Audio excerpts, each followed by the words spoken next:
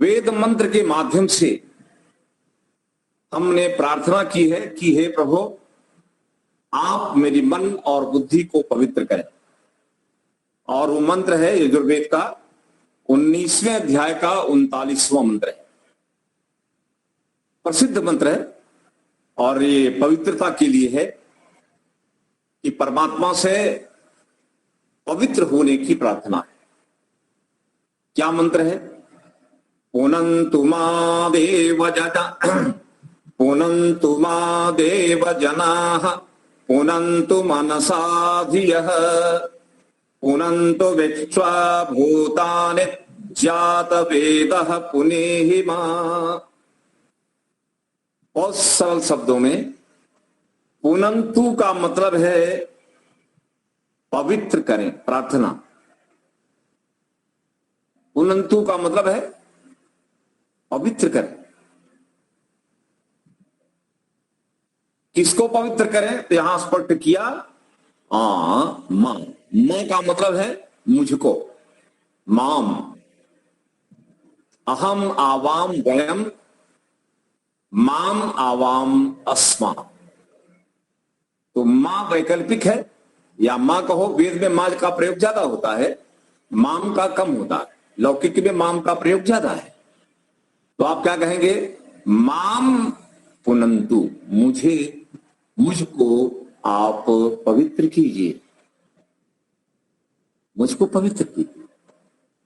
अर्थात हे ईश्वर, आप पवित्र हैं, आप शुद्ध हैं, आप मुझे भी अपनी प्रेरणा से पवित्र कीजिए। आगे स्पष्ट किया परमात्मा के लिए यहां पर संबोधन पद है जात वेदः। जात वेदः का मतलब क्या हुआ? जात वेदः का मतलब प्रकरण के अनुसार अर्थ बदलता है। जात का मतलब है उत्पन्न हुए। जो विद्वान जन हैं, मनुष्य हैं, उन उत्पन्न हुए मनुष्यों में जो ज्ञानी विद्वान है। वेद जात का मतलब उत्पन्न हुए जनों में। वेद का अर्थ है विद्वान, विद ज्ञानी। विद्वान को वेद विद्वान के लिए। तो उत्पन्न हुए लोगों में जो विद्वान ज्ञानी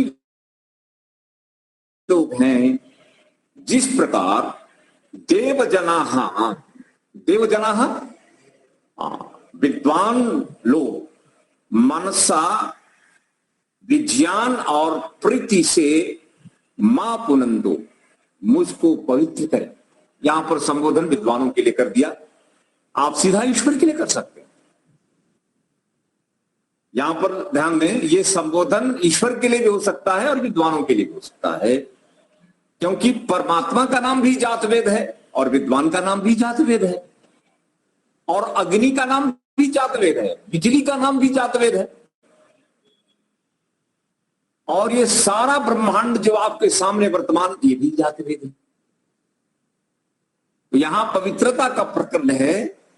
इसलिए आत्मा की पवित्रता, बुद्धि की पवित्रता और मन की पवित्रता का संबंध विद्वानों से है। इसलिए प्रकरण बुद्धि, मन और आत्मा की पवित्रता का है। इसलिए यहां पर जात वेद का क्या अर्थ दिया जाएगा? उत्पन्न हुए लोगों में जो विद्वान है, ऋषि महात्मा योगी, वे। तो क्या कहा? उनको संबोधन किया। आप सब क्या करें? तो जिस प्रकार देवजनाः का मतलब विद्वान लोग, देवता लोग, देवजन मनसा विज्ञान और प्रीति से मुझको मां पुनन्तु, मुझको पवित्र करें। और हमारी धिया का अर्थ है बुद्धियों को पुनन्तु, पवित्र करें। और विश्वानि भूतानि, संसार के सारे प्राणी मात्र मां पुनन्तु, मुझको पवित्र करें। वैसे ही हे प्रभु, आप भी मां पुनेहि, मुझे पवित्र कीजिए।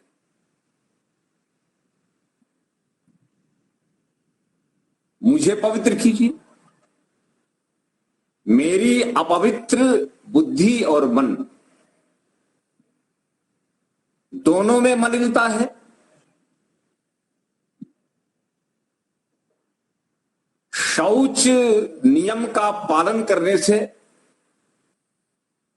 बुद्धि शुद्धि होगी और मन की भी शुद्धि होगी, लेकिन सबसे अधिक शुद्धि तो चैतन्य स्वरूप परमात्मा की प्रेरणा से शुद्ध ज्ञान से हो। इसलिए ज्ञानवान विद्वानों से हमने शुद्ध ज्ञान की प्राप्ति की प्रार्थना की है और साथ साथ ईश्वर से भी की है। जैसे संसार के विद्वान लोग, ध्यान दीजिए, जैसे संसार के विद्वान लोग देवजनों को शिक्षा प्रदान करते हुए उनकी बुद्धि और उनके मन को पवित्र करते हैं, वैसे हे प्रभु आप भी मुझको पवित्र कीजिए। पवित्रता का मतलब ज्ञान को पवित्र कीजिए। आत्मा की पवित्रता क्या है? अविद्या ही आत्मा की अपवित्रता है और शुद्ध ज्ञान प्राप्ति ही आत्मा की पवित्रता है। शुद्ध ज्ञान का प्राप्त कर लेना और अशुद्ध ज्ञान का विनाश हो जाना ही आत्मा की शुद्धि है। और वो कौन करेगा?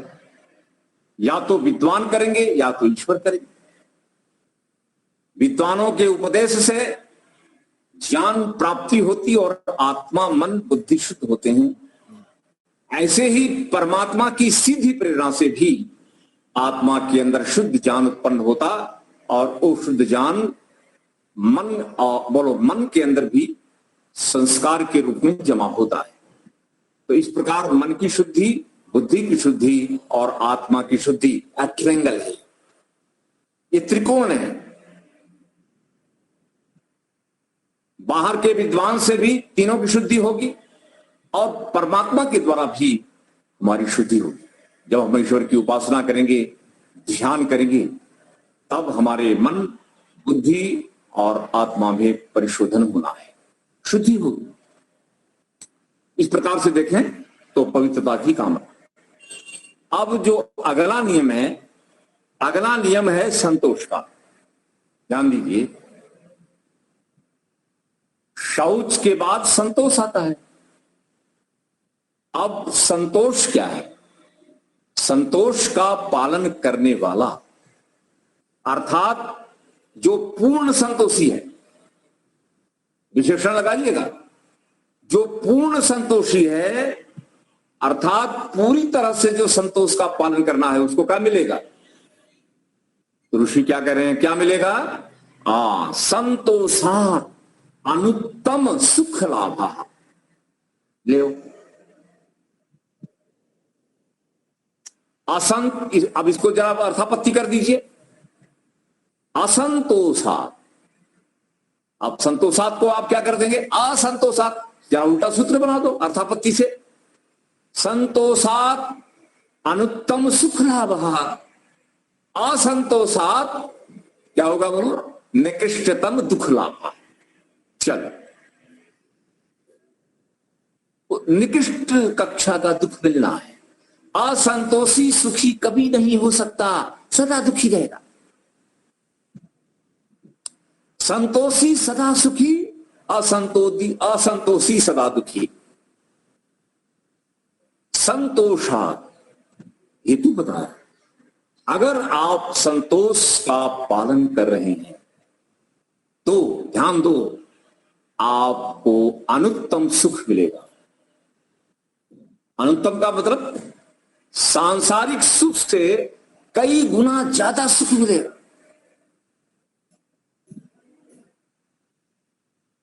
आपको देखने का सुख जो मिलता है वो सांसारिक सुख है। सूंघने का, सुनने का, टेस्ट लेने का और स्पर्श करने का, ये जो 5 ज्ञानेंद्रियों से सुख मिलता है, यह सांसारिक है। ये सुख बड़ी निचली कक्षा का है, ध्यान दीजिए। और बोले उत्कृष्ट कक्षा का सुख क्या होगा? बोले संतोष का पालन करने से पांचों इंद्रियों से प्राप्त पांच विषय वाले संसार से जो सुख मिलता है उसकी तुलना में बहुत अधिक सुख संतोषी को मिलता है। वो बोलो सुख कहां से आता है? देखने का सुख तो दृश्य जगत के द्वारा आता है, सुनने का भी दृश्य जगत से आता है। रूप रस गंध स्पर्श शब्द, ये पांच विषय तो संसार के हैं। इन पांच विषयों से जो सुख मिलता है, ध्यान दीजिएगा, इसमें जितना आप अधिक भोगेंगे उतना असंतोष बढ़ता है, संतुष्टि नहीं होती है, कोई सीमा नहीं है। भोग की सीमा है, लेकिन भोग को विराम कम दें, विराम करने की इच्छा की कोई सीमा नहीं है, इसकी सीमा नहीं है। अर्थात असंतोषी व्यक्ति के संतुष्ट होने की कोई संभावना नहीं, और संतोषी व्यक्ति के सुखी होने की संभावना असंभावना है कि संभावना, निश्चित है सुखी ही रहेगा। इसलिए अब संतोष की जो परिभाषा है, कई लोग भ्रांति में पड़ जाते हैं कि संतोष की परिभाषा क्या है। कुछ लोग कहते हैं कुछ मत करो, संतोषी बन के सोए रहो, निकम्मे बन के सोए रहो, आकर्मण्य बन करके सोए रहो, न बुद्धि चलानी, न मन चलाना, न तो वाणी चलानी, न शरीर चलाना, कुछ न चलाना, संतोषी बन के सोते रहो। इसका नाम कुछ करना ही नहीं है तो सुख बना रहेगा? नहीं, ये प्रमादियों की, आलस्यों की, अकर्मण्य निकम्मे लोगों की परिभाषा है। ये परिभाषा वेद की नहीं है, ये परिभाषा ऋषियों की नहीं है। क्या है संतोष? पूर्ण पुरुषार्थ करने के उपरांत, ध्यान दीजिएगा, पूर्ण पुरुषार्थ करने के उपरांत जो भी उपलब्ध हो जाए, फल के रूप में जो प्राप्त हो जाए, उससे अधिक की इच्छा न करना। जितना प्राप्त हो उतने से बस, उससे अधिक की इच्छा करना क्या हो जाएगा? असंतोष। और जितना पुरुषार्थ किया उसके अनुसार जो भी पदार्थ मिले, उन पदार्थों से प्राप्त सुख के सीमा से आगे किसी पदार्थ के सुख की इच्छा या पदार्थ की इच्छा न करना। देखिए कितनी अच्छी परिभाषा है। जब व्यक्ति पूर्ण पुरुषार्थ करने के पश्चात अपने उपलब्ध साधनों से अधिक पदार्थों की इच्छा नहीं करता, तो उसको अनुत्तम सुख की प्राप्ति होती है। अनुत्तम का मतलब है जिसके समान कोई उत्तम सुख नहीं है। अनुत्तम, जिसके समान कोई उत्तम नहीं है, ऐसे सुख मिलेगा। इससे संतोष से। तो ध्यान दीजिए, पूर्ण पुरुषार्थ करने के उपरांत प्राप्त जो भी साधन हो, उससे अधिक की इच्छा न करने वाले व्यक्ति को संसार के सुख की तुलना में बहुत अधिक सुख की प्राप्ति होती है। इसका उल्टा कर दीजिए, पुरुषार्थहीन व्यक्ति कुछ भी न करे, कुछ भी न करे, तो उसको कुछ मिलेगा भी नहीं। और उसको जब कुछ मिलेगा भी नहीं, क्योंकि पुरुषार्थ शून्य है, जब कुछ करेगा नहीं तो कुछ मिलेगा नहीं। तो क्या मिलेगा? मात्र और मात्र और मात्र दुख। अब इन दोनों के बीच में कौन सा व्यक्ति है? पुरुषार्थ तो करता है, लेकिन प्राप्त सुख से संतुष्ट नहीं रहता है,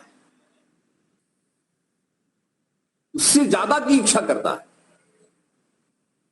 पुरुषार्थ से प्राप्त से ज्यादा की इच्छा करने के कारण दुखी रहता है।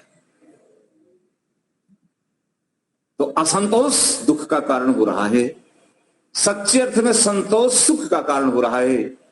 और जो व्यक्ति कुछ भी नहीं करता वो तो दुख के सागर में डूबा हुआ है, निकम्मा है, वो तो किसी काम का नहीं। दृष्टांत इसका यही होगा कि आप 10 लाख इन्वेस्ट करें, 3 लाख फायदा हुआ,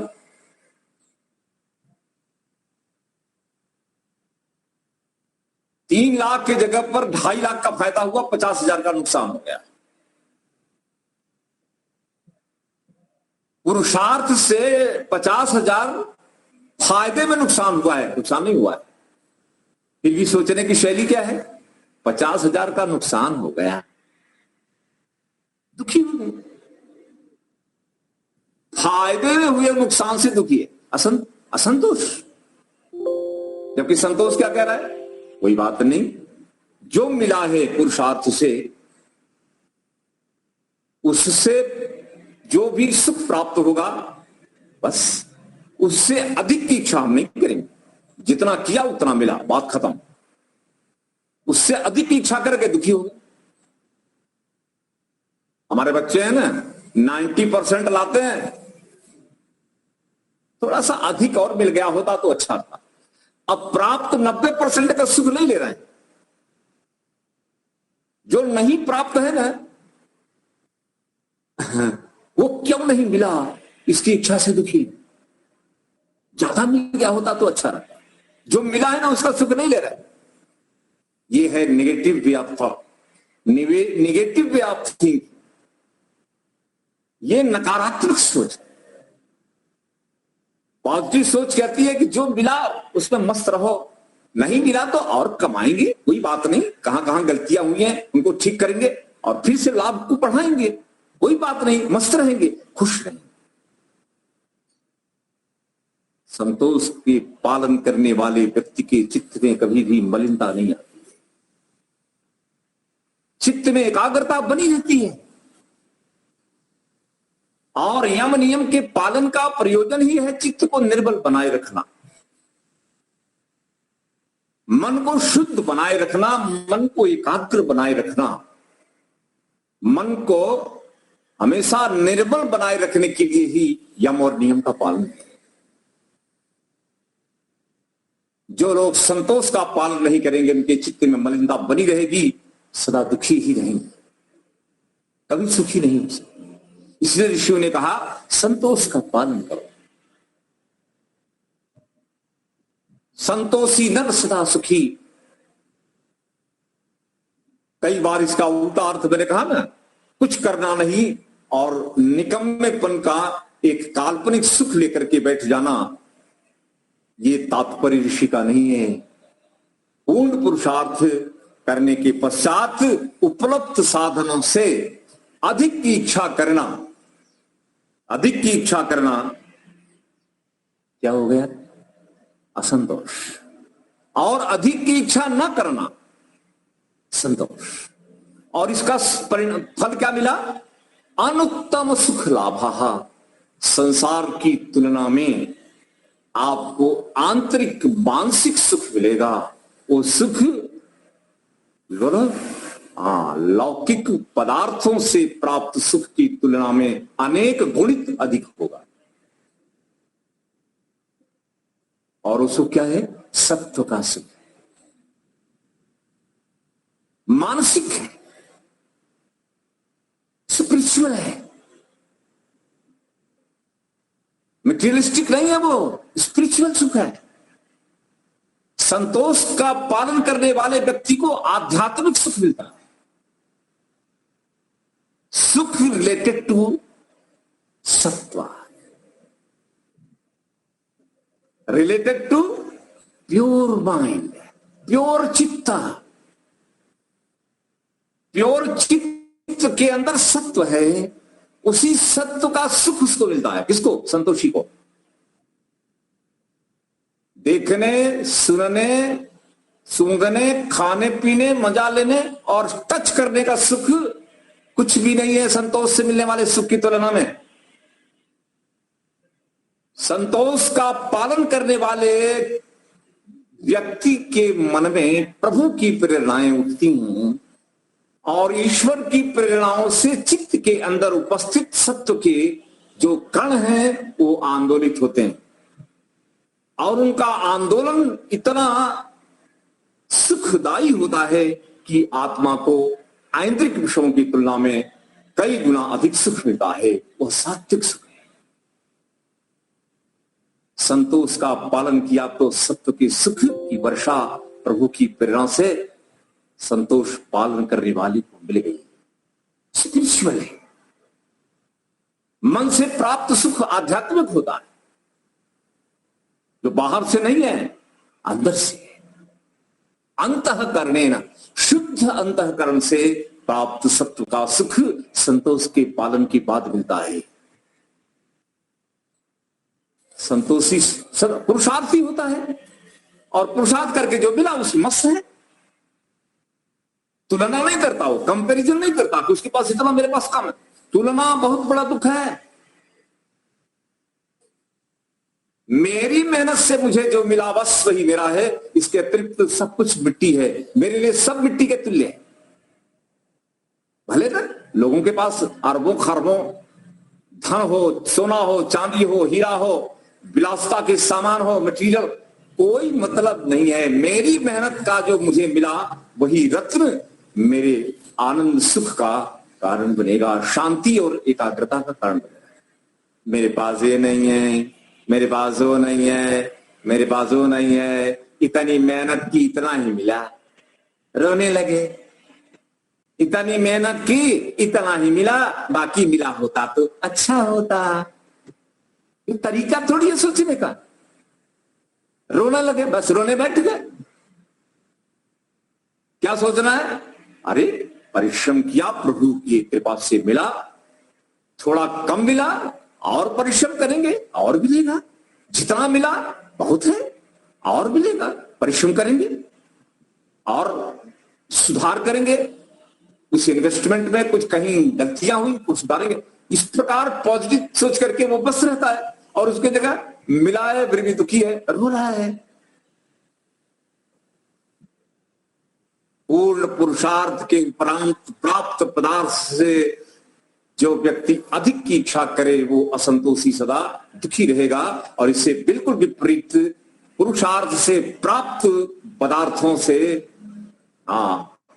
अधिक की इच्छा न करता हुआ वो लोग क्या करता है? अनुत्तम सुख लाभ। ऐसे व्यक्ति को अनुत्तम सुख का लाभ होता है।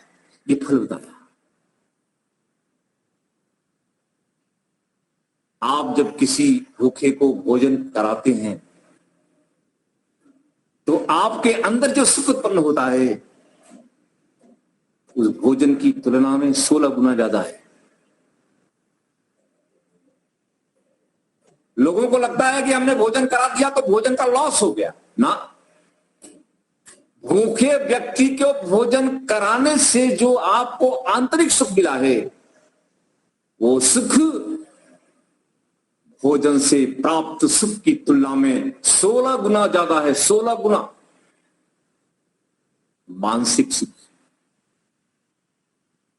आंतरिक सुख, खिलाने का, दूसरे के दर्द को दूर करने का सुख मिलता है। आप दूसरे की पीड़ा हरते हैं तो आपको अंदर से परमात्मा की प्रेरणा है ना, सुख देती है। बहुत अच्छा काम है। परमात्मा क्या बैठे हैं क्या अंदर हैं? आप किसी पीड़ित व्यक्ति की पीड़ा को मिटाने का शुभ कर्म कर रहे हैं, ईश्वर आपके साथ लग जाते हैं और आपके मन के अंदर उत्साह भरते हैं, उमंग भरते हैं, ऊर्जा भरते हैं, उत्साह भरते हैं। करो, बहुत सुंदर, वेरी गुड, उत्साह वीर्य, बोलो प्रयत्न, पॉजिटिविटी ईश्वर भरते हैं अंदर। अच्छा है, करो, शिक्षा प्रदान करो, पढ़ाओ लिखाओ, सबका भला करो, अच्छा करो। अच्छी अच्छी प्रकार की प्रेरणाएं प्रभु की कृपा से मन के माध्यम से आत्मा को मिलती हैं। और मन से प्राप्त जो सात्विक सुख है उसकी तो बात ही क्या कर, वो आध्यात्मिक सुख है। ध्यान दीजिएगा, इसलिए इसी पूर्ण संतोष का पालन करने पर योगी को सांसारिक सुखों से भी उत्तम सुख की प्राप्ति होती है। अब एक भाष्य के अंदर महर्षि व्यास ने एक श्लोक का उदाहरण दिया है। वो कौन सा उदाहरण है? देखिए, यच्च काम सुखम लोके, श्लोक बढ़िया फार्मूला दिया है।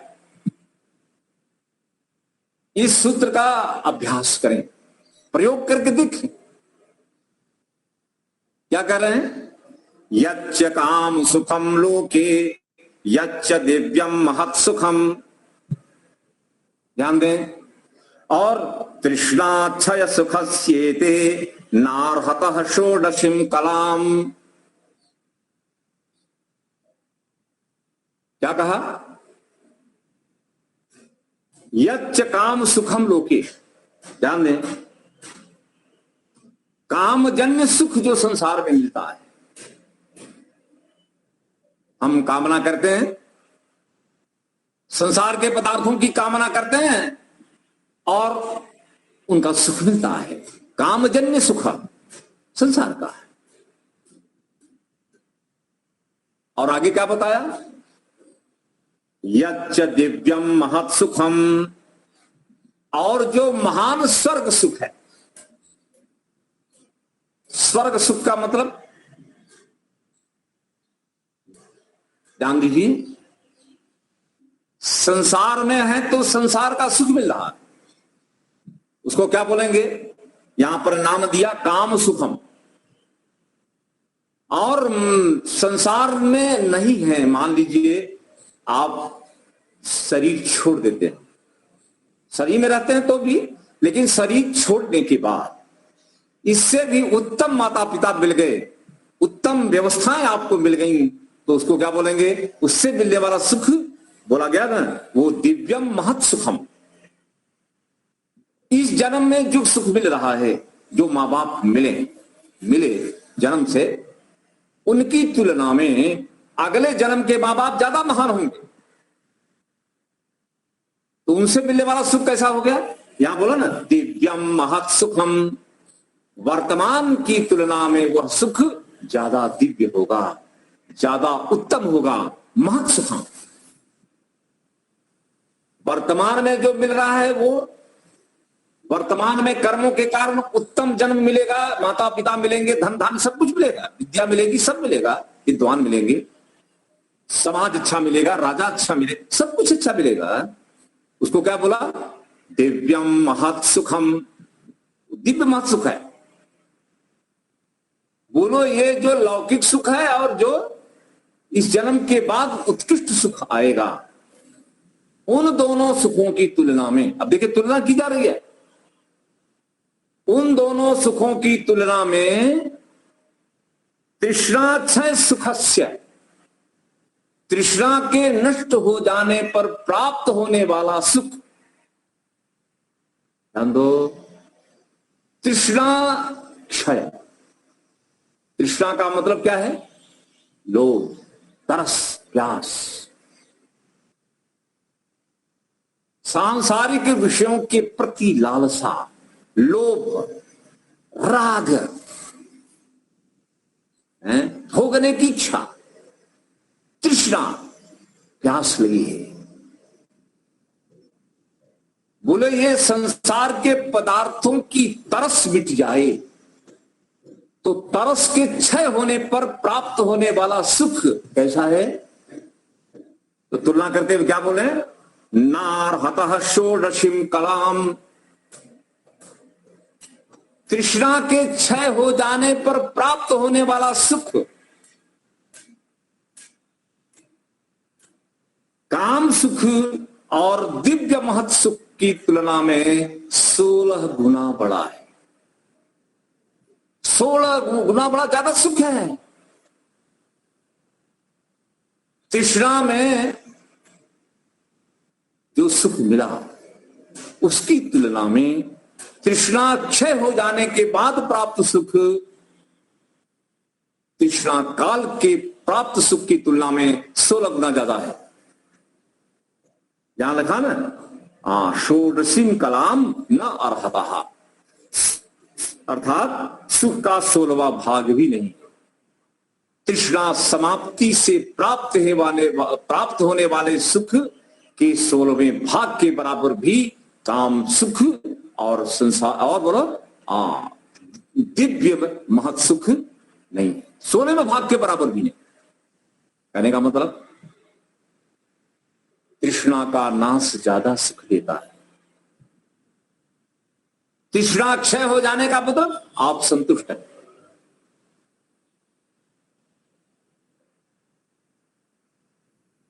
किसी भी सांसारिक पदार्थ की तरस आपकी मिट गई है, आवश्यकताओं की पूर्ति करके आप बिल्कुल संतुष्ट हैं, तृप्त हैं।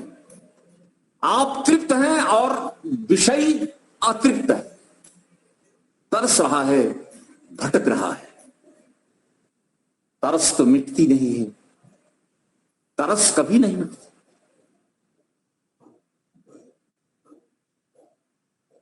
असंतोषी व्यक्ति की तरस कभी मिटती नहीं और संतोषी व्यक्ति को तरस लगती नहीं है। संतोषी व्यक्ति बिल्कुल संतृप्त होता है, असंतोषी भोगी व्यक्ति सदा अतृप्त, असंतुष्ट और व्याकुल रहता है, अशांत रहता है।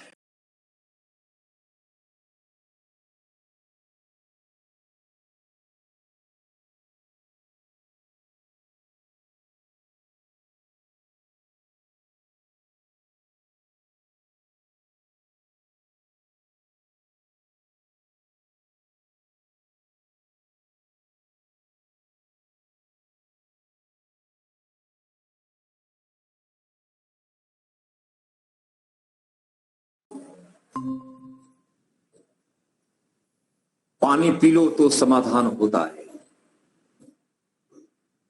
लेकिन यह समाधान किसका है? प्यास और भूख का समाधान है। ये कोई परमानेंट समाधान तो नहीं है। तो बोले परमानेंट समाधान के लिए क्या करें?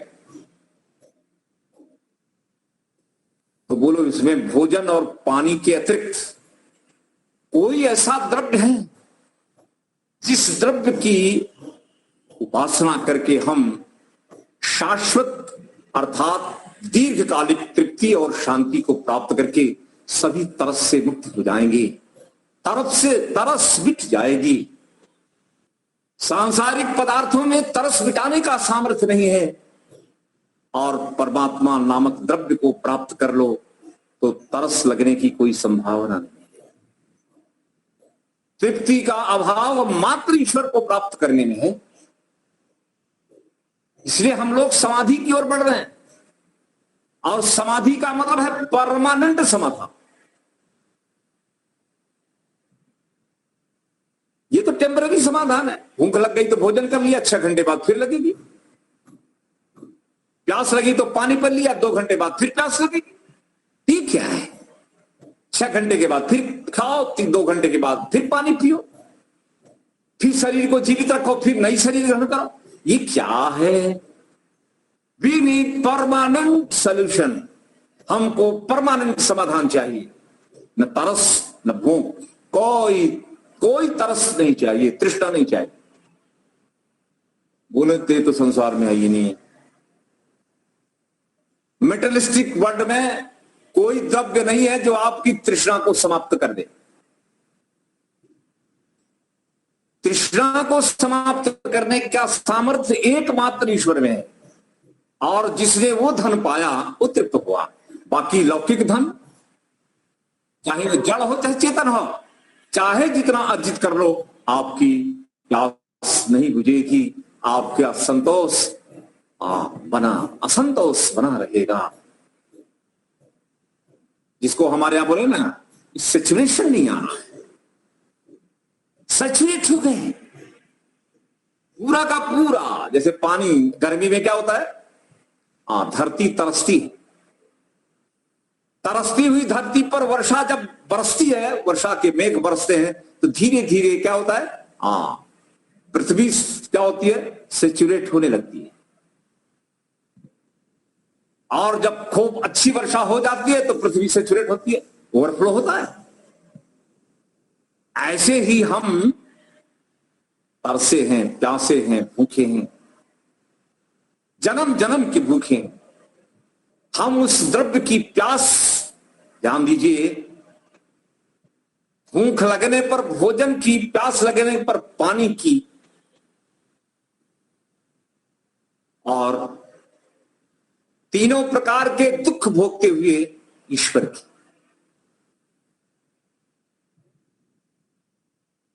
प्यास तो शारीरिक, शरीर को धारण किया तो लगी है, भूख शरीर को धारण किया तो लगी है, लेकिन तीनों प्रकार के ताप तो लगे रहेंगे। आध्यात्मिक, आधिदैविक, आधि भौतिक, तीनों प्रकार के ताप से मुक्ति चाहिए। ये तो रात दिन तपा रहे हैं, चाहे जितना खा लो चाहे जितना पी लो। इन तीनों ताप से मुक्ति के लिए क्या चाहिए? भूख पर भोजन, प्यास पर पानी। तो तीनों ताप से तपते हुए इस जीव को कौन सा द्रव्य चाहिए?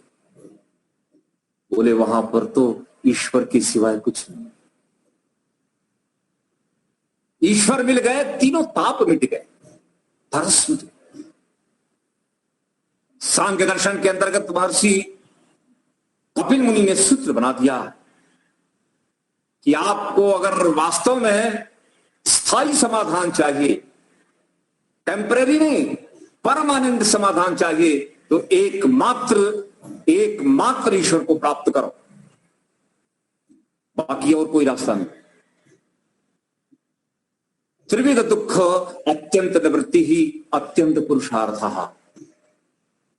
तीनों प्रकार से अत्यंत छूट जाना, तीनों प्रकार के दुखों से पृथक हो जाना, अलग हो जाना, मुक्त हो जाना, यही तो अत्यंत पुरुषार्थ है। तीनों प्रकार के दुखों से मुक्त कैसे होंगे?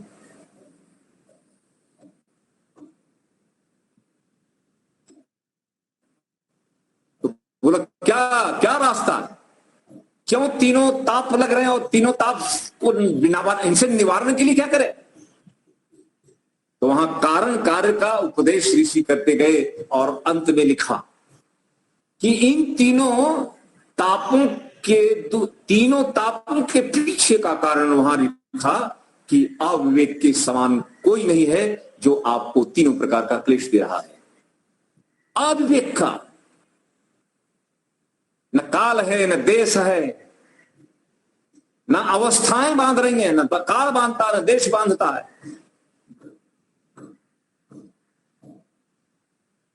न कर्म बांध, ध्यान दीजिए, न अवस्थाएं बांधती हैं। बांधता कौन है? अविवेक।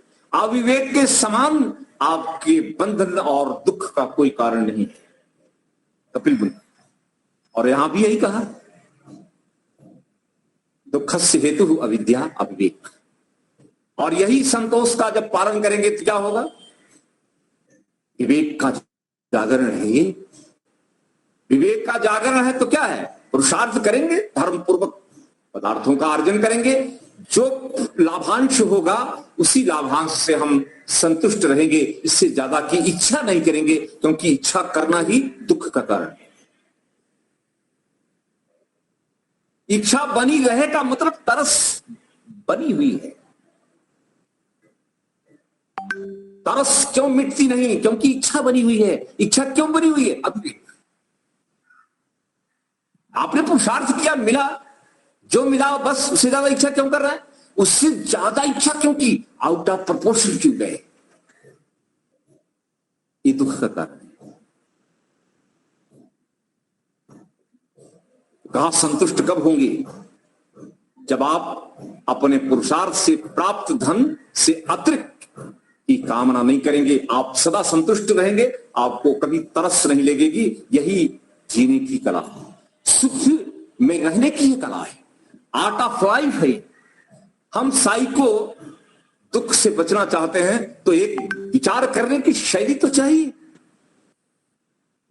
एक ऐसी शैली का विकास ऋषि हमें बता रहे हैं कि जिस शैली का विकास करने वाला व्यक्ति दुखी हो ही नहीं सकता।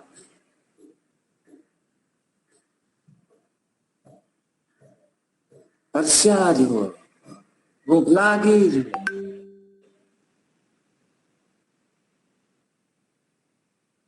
तरस मटती जो, व्याकुलता मटती जो, उथल पुथल जीवन में बना हुआ, अव्यवस्था। अब आप देखिए हमारे ऋषियों ने कितनी अच्छी बात कही कि लोक में जो काम्य जन सुख है और जो महान स्वर्ग का सुख है, अर्थात अगले जन्मों में ज्यादा व्यवस्थाएं आपको अच्छी मिल गई, उनसे प्राप्त होने वाला जो सुख है, हाँ, इन दोनों सुख, ये दोनों सुख ध्यान दीजिए, तृष्णा के क्षय हो जाने के बाद प्राप्त सुख के 16वें भाग के बराबर है। बोला मटेरियल, कोई मटेरियल नहीं है सुख है, ये क्या मतलब समझ में नहीं आया। न काम सुख है, न तो स्वर्ग वाला है, दोनों क्या मटेरियल नहीं है। और बिना मटेरियल के आपको सुख कहां से आ गया? बाहर से आप ले रहे हैं, अंदर से कहां से आ गया? बोले अंदर से जो आता है उसी का नाम आध्यात्मिक सुख है, बाहर से जो आता है मटेरियल है। तो बाहर से जो लेंगे वो तो तृष्णा नहीं मिटने वाली।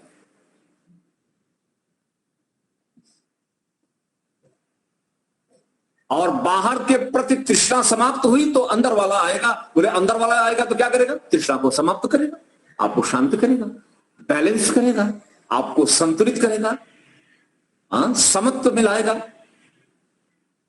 मन के अंदर एकाग्रता को मेंटेन करेगा, ये सब करेगा। वही कहा ना, चिंतन करने की शैली का विकास करना है।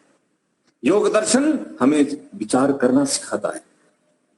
80 से 85% अशांति का कारण, बोलो क्या है? इम्प्रॉपर वे ऑफ थिंकिंग, सोचने का अनुचित तरीका, जिसके कारण 80 से 85% हम लोग मानसिक स्तर पर दुखी हैं। मानसिक दुख है, असंतुष्ट, मोड़े बनाए में क्या, चेहरा देखो तो उदास हो। बोले क्या कारण है? कुछ भी, कुछ इच्छा चल रही, मेहनत नहीं करेंगे, इच्छा खूब बना रहे हैं, खूब बना रहे। विद्यार्थी मेहनत नहीं करता, 90% आऊ चाहिए, गोल्ड मेडल आऊ चाहिए, IAS होना है, खूब इच्छाएं करना, कल्पना करना, कल्पना करना, कल्पना करना, करना कुछ नहीं। अरे करते जाओ, सब मिल जाएगा। पुरुषार्थी को तो सब मिलता है, पूरी कल्पना से कुछ होने वाला नहीं है। हमारे आप पुरुषार्थ किया, उससे ज्यादा की इच्छा क्यों है? वो कल्पना है, वो मत करो ना। विकल्प वृत्ति क्यों खड़ी करते हैं? दुखी हो जाए। अब आगे देखिए, ऋषि कह रहे हैं, ऐसा व्यक्ति जो संतोष का पालन करता है, उसके अंदर क्या क्या और भी विशिष्टताएं आएंगी। ये योग साधना है, अष्टांग योग, और आप बहुत बड़े लक्ष्य की ओर आगे बढ़ रहे हैं।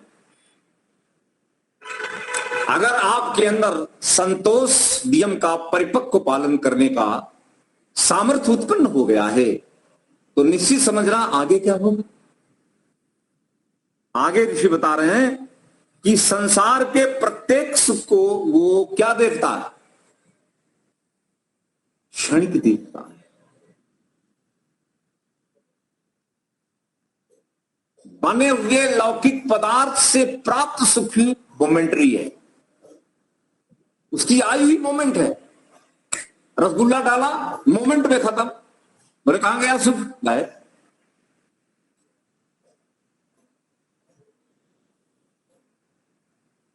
पचास रसगुल्ला खा लो पेट भर जाएगा, लेकिन तरस रह जाएगी अगर संतोष नहीं है। रसगुल्ले के अंदर तरस मिटाने का सामर्थ्य नहीं है। आवश्यकता तो पूरी कर सकता है, लेकिन तरस नहीं मिटा सकता। तरस तो आपको मिटानी है। इच्छा का कोई अंत नहीं, आवश्यकताओं की सीमा है। जीने की आवश्यकता है रसगुल्ला, आपके तरस मिटाने का सामर्थ्य रसगुल्ला में नहीं है। तरस मिटाना है तो क्या करना है? इच्छा पर ब्रेक। आवश्यकता बस उतनी ही इच्छा, उससे ज्यादा जाएंगे मरेंगे। दुख से कोई बचा नहीं सकता। तो संसार के सारे पदार्थ, चाहे देखो, चाहे सुनो, चाहे सूंघो, चाहे टेस्ट लो, चाहे स्पर्श करो, क्षण मात्र में सुख देकर के चले जाते हैं। बस क्षणिक सुख है। और हम चाहते हैं एक रसगुल्ला सुख आया, चला गया, दूसरा खाओ सुख आया, चला गया, तीसरा खाओ सुख आया, चला गया। अरे चला क्यों जाता है? ये परमानेंट क्यों बना नहीं रहता? चला क्यों गया? तो रसगुल्ला क्या कहता है? बस इतना ही हम कर सकते हैं, इससे ज्यादा हमारे पास सामर्थ्य नहीं है। हमसे क्षणिक ही सुख मिलेगा, परमानेंट चाहिए, परमानेंट चाहिए।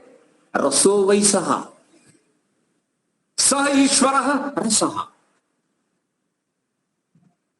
वो तो ईश्वर वाला रस पाओ। आप चाहते हो परमानेंट रस मिलता रहे, परमानेंट सुख मिलता रहे, मेरे पास नहीं है, मेरे पास क्षणिक है। मेरे से आप ज्यादा अपेक्षा क्यों कर रहे हो? दुखी रहोगे। इसलिए ईश्वर वाले रस को पकड़ लो। अखंड रसा, अखंड रस। अयम लब्ध्वा अयम आत्मा आनंदी भवति सह ईश्वर रसः। रसेन तृप्तः न कुतश्चन ऊनः। परमात्मा के रस से तृप्त हुआ योगी, अब उसके लिए किसी वस्तु की कमी नहीं है। भगवान में कमी नहीं, उसके रस में कमी नहीं, और उसको प्राप्त करने वाले व्यक्ति के अंदर भी कमी नहीं। इच्छाएं समाप्त हो गई। इच्छा का समापन ही आपके लक्ष्य का समापन है। विराम वही है जहां इच्छाएं समाप्त हो गई। परमात्मा का आनंद मिल रहा है और दूसरी इच्छा क्या करने की? उससे अच्छा कुछ है क्या? संसार के पदार्थों में रिलेटिव सुख है, ईश्वर के आनंद में एब्सोल्यूट सुख है। एब्सोल्यूट का मतलब केवल अकेला, आसपास कोई नहीं है, परम सुख। एब्सोल्यूट का मतलब परम, और रिलेटिव का मतलब सापेक्षिक है। कोई हलवाई के यहां अच्छी मिठान, उससे भी अच्छा मिष्ठान दूसरी हलवाई के यहां, तीसरे के यहां उससे भी ऊंचा, उससे भी ऊंचा, उससे भी ऊंचा है जी। और जितना पकवान ज्यादा ऊंचा उतना मूल्य भी ज्यादा। मुंह में डाला, क्षण मात्र में खत्म। ओ, क्षण बात खत्म। ये क्षणिक सुख देने वाले संसार के पदार्थ समझ में आ गया तो अब आपकी तरस मिट गई। अब आप कभी भी बोलो मानसिक कष्ट से पीड़ित नहीं होंगे। मानसिक पीड़ा से मुक्ति का यही रास्ता है। आवश्यकताओं की पूर्ति संसार के पदार्थों से होगी। आपकी इच्छा के समापन की यहां नहीं होने वाला है। इसलिए जो संतोष का पालन कर रहा है वह बिल्कुल एकदम प्रॉपर दिशा में जा रहा है। आवश्यकताओं की पूर्ति करता हुआ अपने परम सुख के लिए अग्रसर हो रहा है। वो अटकता नहीं है, बीच में अटकता नहीं। कोई विषय बड़ा अच्छा मिल गया, वहीं अटक गए, फिर गई आगे गाड़ी, फिर अटक गए, फिर अटक गए, फिर अटक गए। बोले भाई कहां अटक गए, चलो ध्यान दीजिए। तो क्या हो गया? प्रत्येक सुख को जो है संतोषी क्या मानता है? क्षणिक। स्वामी सत्यवती जी अपने प्रवचनों में प्रायः यह कहा करते थे कि जो चीज आपको, जैसे वो सिरा का हलवा का उदाहरण देते, हलवा खाओ, खाना नहीं है, गले से उतारना नहीं है, मुंह से बाहर फेंकना नहीं। आपको 1 मिनट तक मुंह के अंदर रखना, आधा मिनट रखना। आप परमानेंट सुख चाहते हो ना? आपको हलवा बहुत पसंद है ना, रसगुल्ला बहुत पसंद है ना? आपको मुंह में रखना है, गले उतारना नहीं और बेहद थूकना नहीं। बाहर थूक नहीं सकते, गले उतार नहीं सकते, आपको मुंह के अंदर ही चलाना है। आधे मिनट के बाद क्या होगा? प्रयोग करो। आधे मिनट के बाद रसगुल्ला का रस गायब। आधा मिनट तो मैं ज्यादा कमा, लेकिन आधा मिनट तक मुंह में रखे हुए तो क्या बन जाएगा? बोलो, ऋषियों के शब्द में गारा बन गया, गारा। टेस्ट कहाँ है? बोले नीचे ले जाओ। अरे नीचे जाता नहीं है वो, क्या नीचे ले जाए? उल्टी करने की इच्छा हो रही, बाहर थूक नहीं सकते, अंदर ले नहीं जा सकते। जिसके लिए क्या हो रहे थे बोलो? व्याकुल हो रहे थे, जिसके लिए तरस रहे थे। अब उसको मुंह के अंदर आधा मिनट रखने के बाद क्या बोल रहे हैं? न नीचे ले जा सकते हैं न थूक सकते हैं। ऐसी स्थिति हो गई। वस्तु के अंदर कहां सुख है? और कितने मिनट का सुख है? कितने का? क्षणिक है। ऐसे रचना का विषय हो गया। यही विषय दर्शन का, यही श्रवण का, यही मतलब स्पर्श का है। यही संसार के विषयों की यही मर्यादा है। और हम इसमें शास्त्र सुख की भावना करें तो हम अविद्या में, भ्रांति है, कभी तरस नहीं मिटेगी। ये तो बिल्कुल प्रत्यक्ष प्रमाण से सिद्ध है। इसमें दूसरे की बात माननी क्या? आप गुलाब का फूल सूंघो, कितने मिनट तक वो गुलाब की सुगंधी बनी रहेगी? ऐसे दर्शन की बात, ऐसे स्पर्श की बात, ऐसे सारे विषयों की बात है जो क्षणिक सुख देने के बाद समाप्त हो जाते हैं, उनका सुख मिलना बंद हो जाता है। और हमारे आपकी इच्छा क्या है? हमारी आपकी इच्छा क्या है? क्या क्षणिक सुख की है? हमारी आपकी इच्छा तो यह है कि अगर रसगुल्ला अंदर जाए तो हजारों नहीं, लाखों नहीं, करोड़ों नहीं, अरबों वर्ष तक सुख देता है। रसगुल्ला कहता है ये तो हमारे में नहीं भैया, हम तो मुंह में जाएंगे, विकृत हो जाएंगे, विकार आ जाएगा और लार लगेगा और केमिस्ट्री जुड़ेगी, अनेक प्रकार के स्लाइवा ग्लैंड्स में से बहुत सारे रस आएंगे, एकदम रसगुल्ले का रस खत्म, फीका हो गया, गंध मारने लगा। अरे हम तो ऐसा मान बैठे थे ये तो रसगुल्ला स्वर्ग देगा, हैं? ये तो नरक, स्वर्ग नरक में बदल गया। ये चिंतन की शैली है। अगर ये शैली सबकी हो जाए सारी दुनिया में तो भौतिक पदार्थों के पीछे तरसने वाले मन चले लोग संसार की समस्याओं को जो भोगने की इच्छा के कारण उत्पन्न करते हैं वो नहीं करेंगे। जानते हैं, जान जाएंगे कि बस इतना ही है। चलो हम उस परम तत्व की ओर जिसके द्वारा परमानंद मिलता है, परम शांति मिलती है, परम अखंड आनंद मिलता है, द एब्सोल्यूट की ओर बढ़ना। यही यहां कह रहे हैं कि संतोषी व्यक्ति क्या करता है? हर पदार्थ को वह क्या मानता है? उससे प्राप्त सुख क्षणिक। ऐसा मान करके अब उसने क्या कर दिया? ब्रेक मार दिया। इच्छा पर विवेक पूर्वक ब्रेक मार देने से क्या हो गया? बाकी का समय उस परम तत्व की गवेषणा और उसकी अन्वेषण में, उसकी खोज में लगाता है। सांसारिक पदार्थों को भोग भोग करके सारे जीवन के अमूल्य समय को समाप्त न करता हुआ संतोषी योगाभ्यासी अपने जीवन के अमूल्य समय को उस परमानंद को प्राप्त करने में लगाता है। और बाकी तो लोग बस कभी इस डाल पर, कभी उस डाल पर, कभी इस डाल पर, डाल डाल पर बंदर कूद करना है, कुछ मिलने वाला नहीं। और आगे ऋषि क्या कर रहे हैं? एक तो ये संतोष के लिए विशेषण है कि वो हर पदार्थ को क्षणिक मानता है और कभी भी उस पदार्थ से शुद्ध सुख नहीं आएगा, ये भी मानता है। क्षणिक होगा और दुख से सना हुआ होगा। दुख से सना हो और क्षणिक हो, ऐसे विषय के लिए हम पुरुषार्थ करते रहे, कम मिला या ज्यादा मिला, क्या पुरुषार्थ हमने किया? जो मिला संसार के पदार्थ मिले और इन पदार्थों को अपने जीवन यापन के लिए हमने प्रयोग किया। इससे अधिक, इससे अपेक्षा हम क्यों करें? आगे बढ़ो। इसके बाद क्या देखता है? हर मटेरियल के अंदर, ध्यान दीजिए, हर वस्तु के अंदर वो 4 प्रकार के दुख देखता है। क्षणिक तो देखता है और 4 प्रकार के दुख देखता है। बोले दुख कौन सा देखता है? परिणाम ताप संस्कार दुख ही गुण वृत्ति विरोधाच दुखम एवं सर्वम विवेकिनः। अब चलो, अब बचाओ। भगवान की बनाई हुई हर चीज क्षणिक है और दुख मिश्रित है।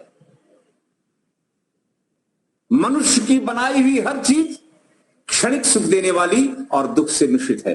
4 प्रकार के दुखों के साथ युक्त है। क्या ऐसा पदार्थ योगाभ्यासी को चाहिए? योगी को कौन सा पदार्थ चाहिए जिससे शाश्वत सुख मिले और जिसमें दुख का नामो निशान न हो? सुख सुखम एवा न दुखम।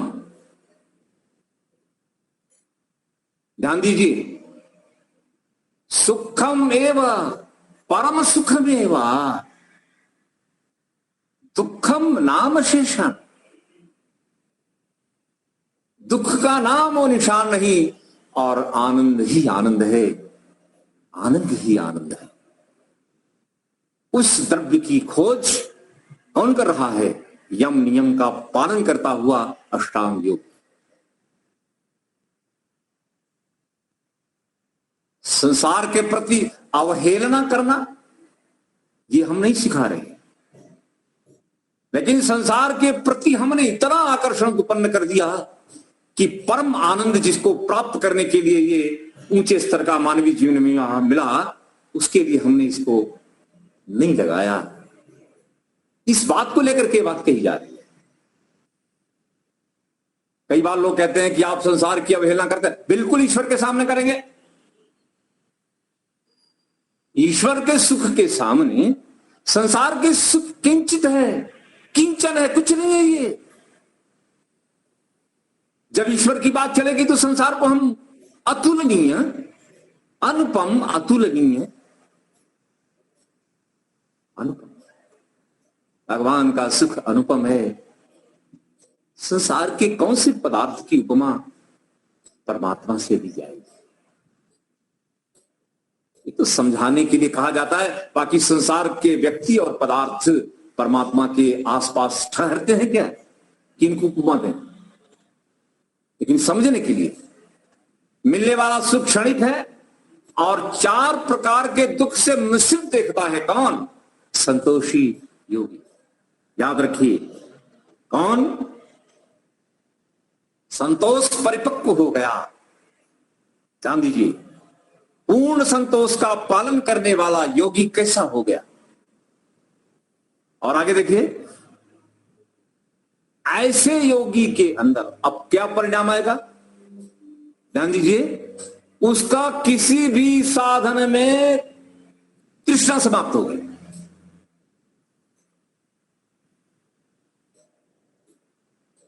तृष्णा समाप्त हो गई। बस 2 कारण। क्या? संसार के पदार्थ से प्राप्त सुख क्षणिक है और 4 प्रकार के दुख मिश्रित होने के कारण क्या है? हेयम, हेयम। और जो हे होता है उसमें तृष्णा, आकर्षण नहीं होता है, इसलिए तृष्णा मिट गई। प्यास मिट गई। तृष्णा मिटाने की टेक्नोलॉजी है योग। योग है ये। व्यक्ति की तृष्णा मिटाता है ये। कैसे? क्षणिक और दुख मिश्रित। बस 2 टर्म याद रखना, तीसरे की जरूरत नहीं है। आपको किसी भी पदार्थ का आकर्षण समाप्त हो जाएगा। ये पा जाऊं, रूप ले लूं, रंग ले लूं, खा लूं, पी लूं, ये सारा आकर्षण आपका आवश्यकता पर जाकर ठहर जाएगा। भोग वाली वृत्ति समाप्त हो जाएगी। आवश्यकता,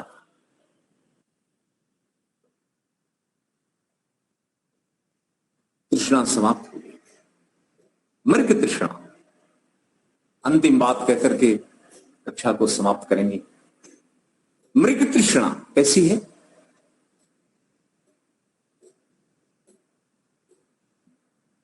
मृग जल कैसा है? मृग जल काल्पनिक जल है। संसार काल्पनिक नहीं है। समझाने के लिए, नहीं तो आप कल कहने लगोगे कि संसार काल्पनिक नहीं है। जैसे मृग ग्रीष्म काल में जब तृष्णा बहुत लगती है, प्यास। तो वो रेगिस्तान में जब दौड़ता है तो उसके आगे आगे तालाब, ऐसा लगता है कि जैसे सरोवर उसके आगे जा रहा है, और आगे भाग रहा है, सरोवर आगे भाग रहा है, पानी मिलता नहीं है। अंत में अब मिलेगा, अब मिलेगा, अब मिलेगा, ऐसा सोचकर दौड़ता रहता है और गिर के मर जाता है। यही हाल हमारी आपकी सबकी है। अब परमानंद आ जाएगा, आईएएस की गद्दी मिल गई ना, परमानंद आएगा। आप अच्छा चलो, आईएएस की गद्दी पर नहीं आया, चलो पीएम हो जाते हैं, प्रधानमंत्री की गद्दी पर आ जाएगा। प्रधानमंत्री की गद्दी मिल गई, पूरे भूगोल का चक्रवर्ती शासन मिल गया, तब भी नहीं आई। तो बोले ये क्या है, तरस तो मिटती नहीं है। जिस पोस्ट पर बैठते हैं आगे वाले की तरस शुरू हो जाती है। कोई एंड है इसका? मृग तृष्णा। संसार के किसी भी पद, पैसा और प्रतिष्ठा कितना ऊंचा से ऊंचा प्राप्त कर लो, कभी भी तरस मिटेगी नहीं। तरस मिटने का एक ही उपाय है कि परम पद में बैठ जाओ, परमात्मा के पद, परम पद। कोई भी पद, कोई भी पैसा, कोई भी प्रतिष्ठा आपकी प्यास और तरस तृष्णा को मिटा नहीं सकती। एकमात्र ईश्वर की गोद में बैठो, वही आनंद जब मिलेगा तब तरस मिटेगी। बाकी तरस मिटाने के लिए संसार की कोई भी उपाधि, कोई भी योग्यता, कोई भी राज्य, शासन, धन, यश, कीर्ति कुछ नहीं, प्यास बनी की बनी रहेगी। आपको मिटाना है, आओ चलो उस परमानंद, सहज आनंद, आनंद से भरपूर चैतन्य की गोद में बैठो। और जैसे मां अपने बच्चे को दूध पिला के तृप्त करे है, ऐसे हम ईश्वर के सोम रस का पान करते हुए, आनंद रस को पीते हुए सदा के लिए क्या हो जाएं, शाश्वत लंबे काल की क्या हो लो विराम को प्राप्त हो जाए। तरस मिट जाएगी, परम शांति मिलेगी। एकमेव ईश्वर ही इस आपकी समस्या का समाधान है। समाधि का मतलब समाधान, उसी के मिलन में हमारा समाधान। बाकी चाहे जितना अच्छा रूप, चाहे रंग, चाहे जितना खाद्य पदार्थ, चाहे इतना गद्दी, पदवी, पैसा, सब कुछ नहीं, आपको सब खाली खाली लगने वाला है। भरना है तो प्रभु में अपने को डाल दो, उसके समर्पित कर दो, उसी के आनंद में डूब जाओ। बस एक ही समाधान, उसी अद्वैत प्रभु की उपासना करो और उसी की रस में डूबकर अपनी तरस को 31 नील 10 खरब 40 अरब वर्षों के लिए मिटा दो। इसी विनम्र भावना के साथ इस कक्षा को अब हम यहाँ विराम देंगे। आशा है आप संतोष का पालन करना प्रारंभ करें और संसार के पदार्थों को क्षणिक और दुख मिश्रित मानेंगे और परमात्मा को शाश्वत और शुद्ध सुख वाला माने। इस प्रकार संसार और ईश्वर दोनों को सामने रख करके संसार को ईश्वर प्राप्ति के लिए साधन मानो और ईश्वर को साध्य मानकर आगे बढ़ो। समस्याएं सुलझती जाएंगी, धीरे धीरे प्यास भी कम होगी, तृप्ति बढ़ेगी और परमात्मा तो आपके अंदर है ही है। चिंता क्या कर। ओम जहु शांतिरंतरिक्षं शांति, पृथ्वी शांतिरापः शांतिरोषधयः शांतिः, वनस्पतयः शांतिर्वृक्षे देवाः शांतिर्ब्रह्म शांतिः, सर्वं शांतिः शांतिरेव शांतिः, सा मा शांतिरेधि। ओम शांति शांति शांति। सभी को सप्रेम। सर्वेभ्यो नमः। नमस्कार।